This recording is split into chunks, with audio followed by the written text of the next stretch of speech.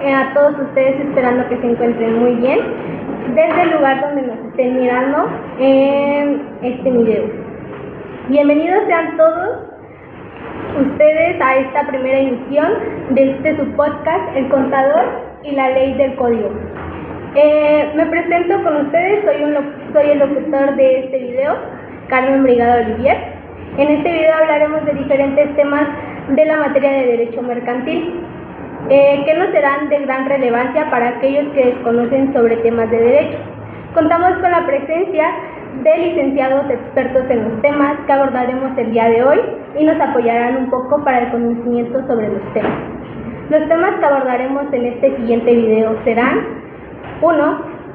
Concepto y evolución histórica, actos de comercio, elementos, clasificación, efectos, sujetos del derecho mercantil, personas físicas y personas morales, derechos y obligaciones de los sujetos, capacidad de los sujetos, incompatibilidades y prohibiciones. De forma general daremos a conocer estos temas. Como podemos apreciar, hay cierto desconocimiento de estos temas, ya que son términos que no llegamos a escuchar en nuestra vida, o quizás sí un poco, pero no se preocupen, aclararemos todas nuestras dudas y en esta plática serán explicadas para poder entender más sobre estos temas. Sin más que decir, pónganse cómodas y cómodos desde donde nos escuchan y disfruten el siguiente video. Si el video les gusta, pueden suscribirse, compartir más para que podamos seguir con una siguiente emisión, y pues también activar las notificaciones para el siguiente video. Es para mí un placer poder presentar a nuestra primera invitada, con nosotros nuestra compañera y licenciada en Derecho Mercantil, Valeria Martínez Hernández, para quien pido un fuerte aplauso.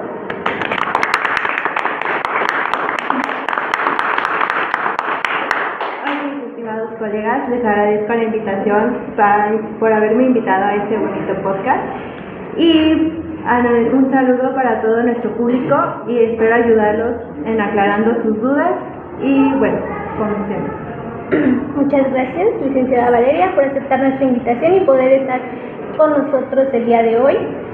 Con nosotros también se encuentra nuestra siguiente invitada, la licenciada en Derecho Tributario, la licenciada Yaxel Fernanda Pérez Flores. Hola, mucho gusto.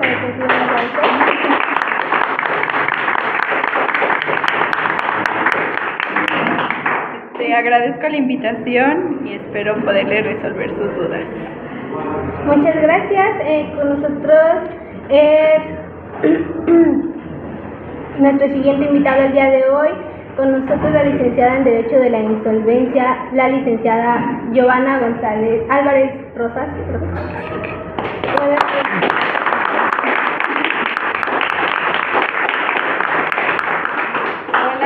Buenas tardes a todos los que nos miran. Espero que los temas que presentamos sean de su agrado y sean también de su interés.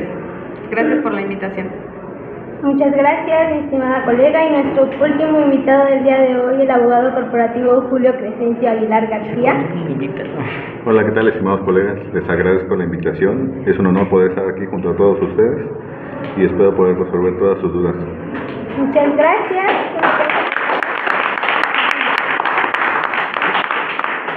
Nuestro siguiente invitado, el licenciado en Derecho Jesús Joseph Olmos Ruiz, para que también pido un fuerte aplauso, por favor.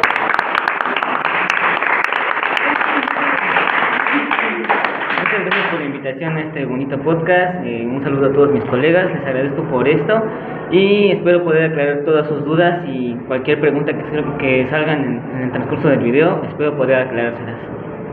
Bueno, empezamos con nuestro podcast. Con nuestro tema sobre el concepto del comercio. Licenciada Valeria, ¿podría platicarnos más sobre este tema? ¿Cómo? Claro que sí.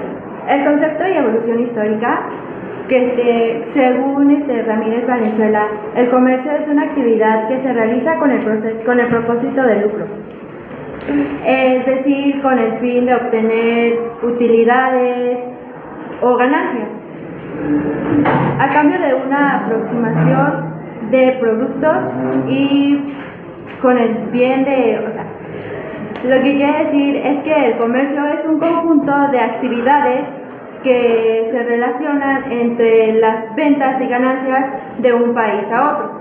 Por ahí el lucro es obtener ganancias.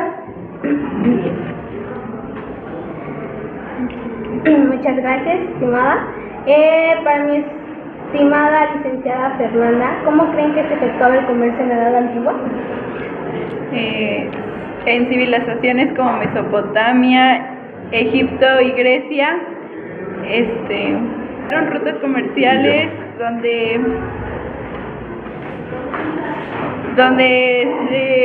antes el comercio se llamaba trueque, que era el intercambio de mercancía entre dos personas. Y bueno, eso sería todo de mi parte. Muchas gracias.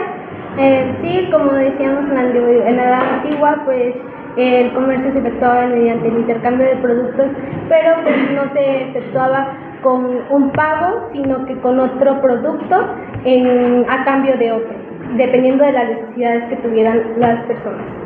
Muchas gracias, querida licenciada. Mi estimado licenciado Joseph, ¿qué sucedió en el siglo XV? Se descubrieron nuevas rutas marítimas en Europa, de lo que fue Portugal, España, y se crearon más, por decirlo, se amplió más el comercio. Como se decía anteriormente, lo de los actos de comercio, anteriormente era lo que se trueque, por ejemplo, que fueron los mayas, las antiguas civilizaciones mesoamericanas, se reunían en un solo punto, que era como un mercado, y venían de diferentes partes, como de Veracruz y así, traían productos distintos, lo que era pescado, conchas, pieles de animales para intercambiar productos, pero y las personas que estaban ahí intercambiaban esos mismos productos, pero no sabían realmente lo que era el valor. Después se implementó lo que era el cacao como moneda, para equilibrar un poco más lo que es el comercio. Muchas gracias por la información. Mi estimada licenciada Giovanna, ¿usted qué sabe que sucedió en el año 1673? En el año de 1673 se redactó una legislación mercantil, aunque un poco independiente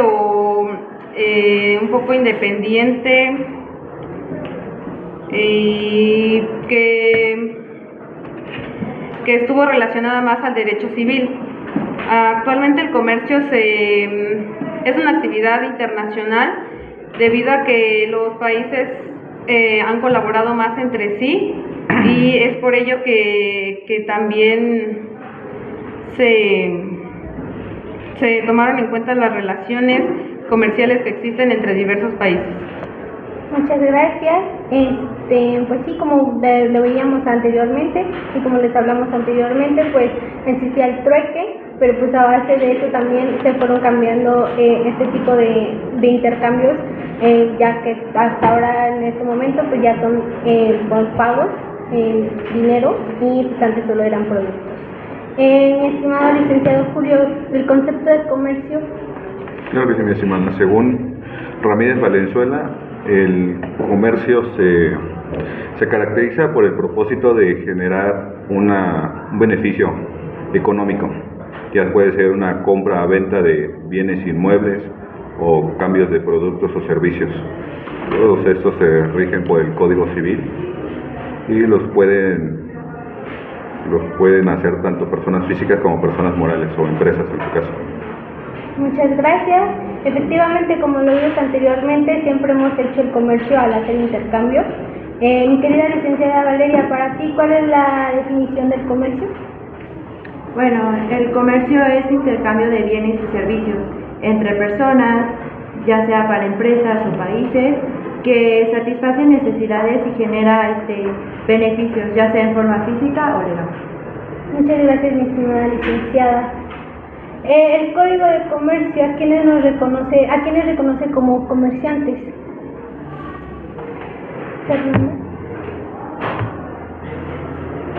A las personas que han tenido capacidad legal para ejercer el comercio. Igual están las sociedades constituidas conforme a la ley o leyes mercantiles, y las sociedades extranjeras o las sucursales de estas que dentro del territorio nacional realicen actos de comercio. Muchas gracias. Licenciado Joseph, ¿de qué manera se clasifica el comercio? Claro que sí, mi estimada. El comercio se clasifica lo que es el comercio exterior, comercio interior, comercio marítimo, comercio terrestre, comercio de mayoreo y comercio de menudeo. El comercio interior se relaciona a lo que son el comercio entre personas físicas en el mismo país. El comercio exterior se refiere a afuera. El comercio terrestre, pues el comercio de aquí en tierra, y el marítimo en mar. El comercio de mayoreo es de grandes productos, de muchos productos, como son los, está barato, por decirlo así. De menudeo, de pequeñas cosas, como por ejemplo un agua, una libreta. No compramos por grandes cantidades. Muchas gracias, licenciado. Pasaremos a nuestro siguiente tema, el cual es elementos de los actos de comercio. Nuestra primera pregunta sería, ¿cuáles son los elementos esenciales de un acto de comercio? Los elementos esenciales en un acto de comercio son tres, que es el sujeto, que es la persona que está realizando el acto, el objeto, que se refiere a la naturaleza mercantil de la realización del acto, y la finalidad, que es la intención lucrativa con la que se va a realizar el acto. Además, también nos dice que estos actos que es importante conocer estos aspectos, estos elementos fundamentales, porque nos van a ayudar a diferenciar entre los actos comerciales y los actos civiles. También que la legislación mercantil establece que estos actos pueden llamarse comerciales, independientemente si la persona que está realizando el acto es o no un comerciante. Muchas gracias, mi estimada. Pasaremos a la siguiente pregunta de nuestro tema, el cual es, ¿cómo se diferencian los elementos objetivos y subjetivos de un acto de comercio? Licenciado. Sí, los elementos objetivos se definen por su contenido de los actos en sí, por su naturaleza y su finalidad jurídica. Y los elementos subjetivos tienen que ver, están ligados a la persona del comerciante, y se refiere a la capacidad de poder ejercer, la capacidad y a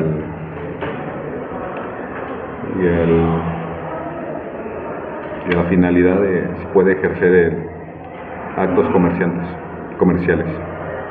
Muchas gracias, mi estimado, y pasamos a la siguiente pregunta sobre este tema. ¿Qué sucede si un acto de comercio no cumple con los requisitos legales? Bueno, pues lo que sucede es de que un acto de comercio no es legal por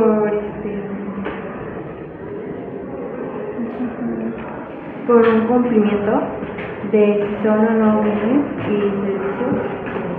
servicios. Por ayudarnos con este tema, mis queridos colegas, a continuación pasaremos al siguiente tema, la clasificación de los actos de comercio. ¿Podrían platicarnos un poco más acerca de este tema, mis queridos colegas? Como primera pregunta es, ¿cómo se pueden clasificar los actos de comercio? Bueno, según el artículo 75 del Código de Comercio, es como hizo señas por eso. Se clasifican también por lo que son la compra de bienes, inquisiciones, según el artículo 75. Muchas gracias, mi estimado colega. Pasamos a la siguiente pregunta. ¿Por qué algunos actos pueden ser mercantiles para una de las partes civiles y civiles para la otra? ¿Podrían ayudarnos respondiendo esta pregunta? Giovanni.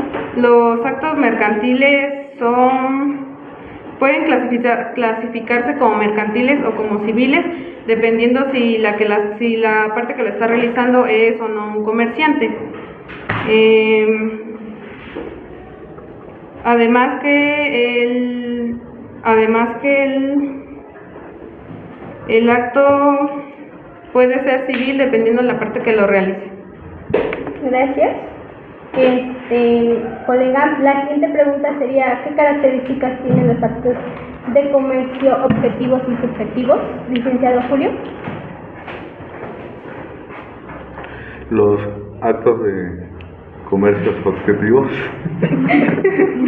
se caracterizan por su fin de lucro, por su propia naturaleza jurídica, tiene como un fin la obtención de ganancias. Y los actos de comercio son subjetivos, dependen de la capacidad del sujeto para ver si puede tener la capacidad de ejercer el acto de comercio. Muchas gracias, estimado. Pasando a la siguiente pregunta de este tema, ¿cuáles son algunos ejemplos de actos de comercio, licenciada Valeria? Bueno, es el transporte de bienes, que los contratos de distribución y franquicia. Y el intercambio comercial de fondos y de todos estos actos mercantiles, la distribución, franquicia y la intermediación comercial, ya que todas las actividades mercantiles, la compraventa, busca obtener ganancias y mediante el intercambio de productos. Muchas gracias, mis estimados colegas. Pasaremos al siguiente tema, que sería los efectos de los actos de comercio. Iniciamos la primera con la pregunta del tema, la cual sería: ¿en qué momento surgen los efectos de acto de comercio? El artículo 75 del Código de Comercio nos dice que un acto de comercio es aquella compraventa de raíces, de terrenos o alguna cosa que sea compraventa, y eso sería todo. Muchas gracias por ayudarnos con esta pregunta. Pasamos a la siguiente pregunta, mis queridas colegas: ¿cómo afecta la constitución de una sociedad mercantil a la naturaleza de sus actos? Bueno, según el el artículo 76 dice que no son usos de actos de comercio cuando son compras de sus familiares, de los comerciantes, para uso o personal, o la reventa también de los obreros. Muchas gracias. Licenciada Giovanna. Las sociedades se encuentran creadas bajo la Ley General de Sociedades Mercantiles y no depende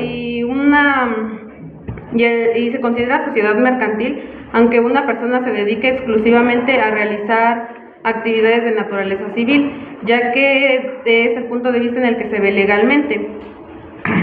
Además de que no porque sea de naturaleza civil significa que no sea mercantil. Muchas gracias, mi estimada, por ayudarnos a responder la siguiente pregunta. Sería para el licenciado Julio: ¿cuál es la relevancia de los actos mixtos en el derecho mercantil?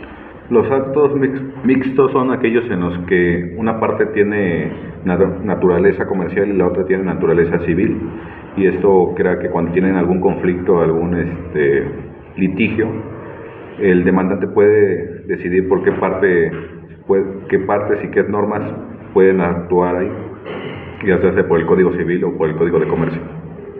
Muchas gracias. Por responder, proseguimos a la siguiente pregunta, estimados colegas: ¿cómo afecta la habitualidad de los actos a su naturaleza mercantil? Bueno, los actos afectan como no son realizados de manera continua por una empresa, o cuando no tienen una continua sucesión de que afecta y no tienen un registro, como va a decir. Muchas gracias. Y la última pregunta de este tema es la siguiente: ¿qué efectos tienen los títulos de crédito en el derecho mercantil, licenciada Fernanda? Los títulos de crédito son considerados conforme al papel para decidir las transacciones comerciales. Muchas gracias. A continuación pasaremos al siguiente tema de nuestro video: sujetos del derecho mercantil. Nuestra primera pregunta es: ¿a quiénes consideramos sujetos en el derecho mercantil? Esta pregunta la respondo yo. Consideramos como sujetos del derecho mercantil a las personas jurídicas individuales y a las personas jurídicas morales que están reguladas por el derecho mercantil. Como nos dice aquí, como podemos entender, son los comerciantes que, pues, como también nos mencionaba la licenciada Giovanna, que pues están en sociedades, las personas morales, por así decirse, a lo que me refería yo hace rato, que a las personas jurídicas personas jurídicas colectivas que pues sí están en sociedades mercantiles para efectuar este acto de comercio. Muchas gracias a mí. Okay. Nuestra siguiente pregunta es: ¿por qué se dice que hay personas que realizan actos de comercio accidentalmente? Algunas personas realizan estos ciertos actos de comercio que, por así decirse, no están sabedores a que están haciendo esto legalmente. Hay unas personas que sí lo hacen, que lo hacen, pero ilegalmente, no lo hacen con la intención de hacerlo legalmente, mientras otras pues sin saberlo lo hacen legalmente. Respondiendo a la segunda pregunta, nuestra última pregunta del tema será: ¿qué son los sujetos mercantiles permanentes o profesionales?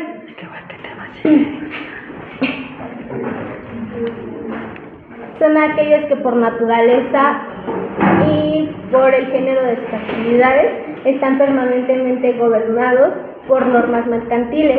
¿Qué nos quiere decir esto? Que hay sujetos del derecho mercantil que cotidianamente hacen lo que está estipulado para ser sujetos del derecho mercantil y pues se dedican a eso, ¿no? Que pues se supone que ya están sabedores a lo que están haciendo y pues lo hacen continuamente. Terminamos con estos temas. El siguiente tema que abordaremos será las personas físicas y personas morales, que ya las habíamos estado mencionando anteriormente. La primera pregunta que abordaremos del tema: ¿qué son las personas físicas y qué son las personas morales? Licenciada Fernanda. Las personas físicas puede ser un individuo, ya sea un trabajador, una persona normal, y las personas jurídicas pues pueden ser tanto físicas o morales, y las morales son, se puede decir que es una sociedad, pueden ser como las empresas, que pues no, es un conjunto de individuos, y una persona física pues es un solo individuo. Muchas gracias, mi estimada colega. A continuación abordaremos nuestro siguiente tema, el cual será derechos y obligaciones de los sujetos. La siguiente pregunta que abordaremos en este tema será: ¿cuándo obtienen una persona física y una persona moral los derechos, licenciado Joseph? Una persona física obtiene los derechos al momento de que es concebida y los pierde al momento de que es la muerte. Una persona moral las obtiene al momento de que se registra en el SAT y las pierde cuando se disocia, cuando se deshace la asociación, cuando se deshace la asociación, cuando queda en quiebra o cuando cada quien va por su rumbo. Muchas gracias por responder la pregunta. Nuestra siguiente pregunta es: ¿cuándo se tienen una persona física y una persona moral las obligaciones, licenciada Giovanna? Como ya le había comentado el colega, se adquieren por el nacimiento y se pierden por la muerte, además de que, por ejemplo, las personas morales tienen la obligación de solicitar su RFC, que es el Registro General de Contribuyentes, y la FIEL, que es la firma electrónica. Bueno, muchas gracias por ayudarnos con esta pregunta. Licenciado Julio, ¿cuándo pierden la persona física y moral sus derechos y obligaciones? Bueno, como ya lo comentaban, la persona física obtiene sus derechos al momento de nacer concebidos, y los pierde en el momento en el que es la muerte. Obtiene sus derechos desde que son concebidos, los protege la ley, y como ya lo dijo, en el momento de que cumplen la mayoría de edad, obtienen sus derechos y obligaciones ante el gobierno. Muchas gracias, mi estimado, por ayudarnos a responder esta pregunta. La siguiente pregunta de nuestro tema es: ¿qué atributos tiene una persona física y moral, licenciada Valeria? Bueno, los atributos que tiene una persona moral pues son aquellos que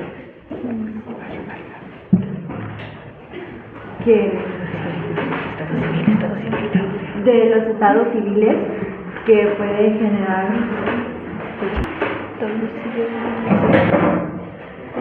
Bueno, los atributos podrían ser lo que son la nacionalidad, el estado civil, también lo que es patrimonio y la nacionalidad y por ejemplo el domicilio. El domicilio. Bueno, estas preguntas podemos contestar todos también. Pues sí, como lo decía, ¿no? El domicilio, nacionalidad, pues el estado civil también, que pues es este estado civil, el patrimonio, y pues la capacidad jurídica, que pues como también ya lo había mencionado antes, pues siendo mayor de edad pero teniendo alguna discapacidad, pues no puedes ejercer este derecho. Bueno, muchas gracias, estimados. Pasamos al penúltimo tema de nuestro video, el cual es la capacidad de los sujetos. Nuestra primera pregunta es,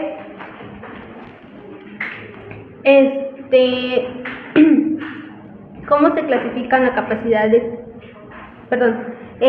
¿cuándo se adquiere y pierde la capacidad, licenciado Joseph? Bueno, como habíamos mencionado antes, dependiendo del sujeto, si es un sujeto colectivo o un sujeto individual, como la persona física moral, las pierde, como decíamos, cuando en el momento de que muere la persona física, y el sujeto colectivo, que es la persona moral, las pierde cuando se deshace la asociación. Muchas gracias. Pasamos a la siguiente pregunta. ¿Cómo se clasifica la capacidad de los sujetos, licenciados? Claro que sí, la capacidad se clasifica en capacidad de goce y capacidad de ejercicio. La capacidad de goce se adquiere desde el nacimiento y la capacidad de ejercicio se adquiere a partir de los 18 años, cuando alcanzamos la mayoría de edad y contamos con la capacidad jurídica plena. Muchas gracias. Pasamos a nuestro siguiente y último tema del día de hoy, el cual es incompatibilidad y prohibiciones. Nuestra primera pregunta es, ¿cuáles son las incompatibilidades y prohibiciones, licenciado Julio?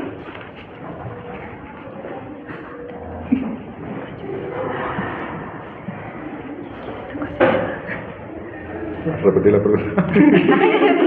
Perdón, ¿cuáles son las incompatibilidades y prohibiciones?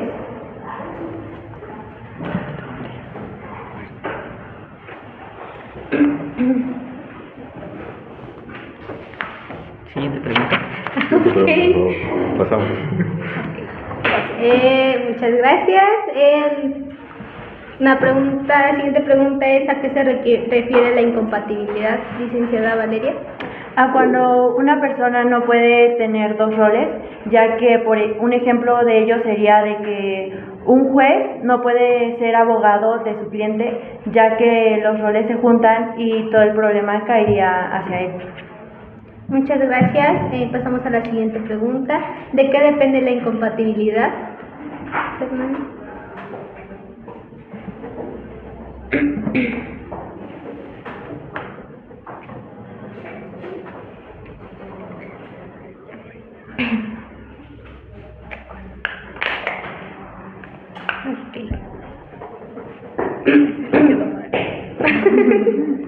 Pasamos a la siguiente pregunta.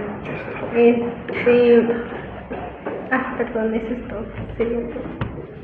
Muchas gracias, estimados, y gracias por la atención prestada a este podcast. ¿Quisieran dar su conclusión? Bueno, claro que sí. Las personas físicas y morales es de suma importancia también aprenderlas. Por ejemplo, yo que saqué una cita al SAT, yo no sabía que era persona física y moral, pensaba que eran casi lo mismo y pensaba que yo era persona moral. Entonces es de suma importancia. Por ejemplo, una persona física puede estar ejerciendo las obligaciones de una persona moral sin saberlo. Por ejemplo, las personas de la sierra que no conocen, o personas que desconocen la ley, no saben que es una persona física y moral como yo y pueden estarlas ejerciendo lo que es la obligación de la persona moral, o a la inversa, una persona moral estar ejerciendo las obligaciones de una persona física. ¿Alguien más quiere dar su conclusión?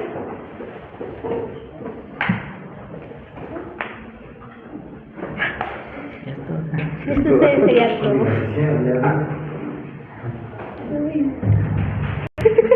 Denle like, compartan y pues suscríbanse. Muchas gracias por la atención prestada y gracias, colegas.